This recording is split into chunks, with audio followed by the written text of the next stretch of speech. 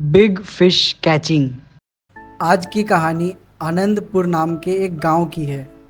आनंदपुर गांव गंगा नदी के किनारे बसा हुआ एक छोटा सा गांव है। गांव के लोग उस नदी में मछली पकड़ा करते थे और उस मछली को बाजार में जाकर बेचकर पैसे कमाते थे और उन पैसों से अपना घर चलाते थे। पर कुछ दिनों से देखा जा रहा था कि मछलियों की तादाद बहुत कम हो रही है।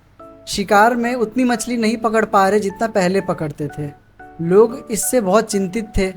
किसी को कुछ समझ में नहीं आ रहा था कि क्या हो रहा है। एक दिन की बात है, जब कुछ मछुआरे उस नदी के पास से गुजर रहे थे, तब उन्होंने देखा एक खूंखार मछली बाकी सारे छोटे मछलियों को खा रही थी।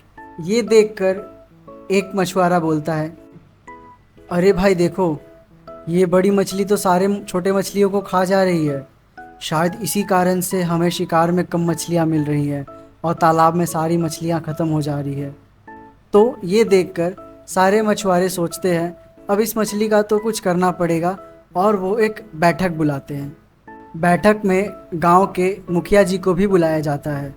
सारे मछुआरे अपने परेशानी को मुखिया जी को बताते हैं। तो मुखिया जी बोलते हैं, मुझे तो लगता है ये जो मछली है ये समुद्र से चलकर नदी में आ गई है और सारे मछलियों को खा रही है। तो फिर मुखिया ने बताया, मैं एक बाबा को जानता हूँ, महावीर बाबा। तुम लोग उनके पास जाओ, वो तुम्हारी परेशानी का हल ज़रूर निकालेंगे। मुखिया जी की बात सुनकर सारे मछुआरे महावीर बाबा को ढूंढते हुए जंगल में गए। थोड़ा दूर जाने के बाद उनको महावीर बाबा दिखाई पड़ते हैं। सारे मछुआरे बाबा को अपनी परेशानी बताते हैं। परेशानी को सुनकर बाबा एक दवाई देते हैं उनको और कहते हैं कि इस दवाई को एक मरी हुई मछली में डालकर एक जाल में बांधकर उस पानी में फेंक देना। वो बड़ी मछली इसको खाएगी और बेहोश हो जाएगी। फिर तुम उसे पकड़कर बाहर ले आना। बाबा की बात सुनकर सारे मछुआरे उनसे दवाई लेकर चले जाते हैं। फिर अगले दिन सारे मछुआरे उस नदी के पास जाते हैं एक मरी हुई मछली को लेकर।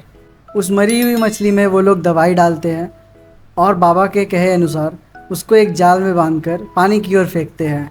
मरी हुई मछली को देखकर वो खूंखार मछली उसे एक झटके में खा लेती है। खाने के बाद वो बेहोश हो जाती है और वो नदी के किनारे में आ जाती है। सारे मछुआरे उस मछली को पकड़कर बाहर ले आते हैं और उसे मार देते हैं।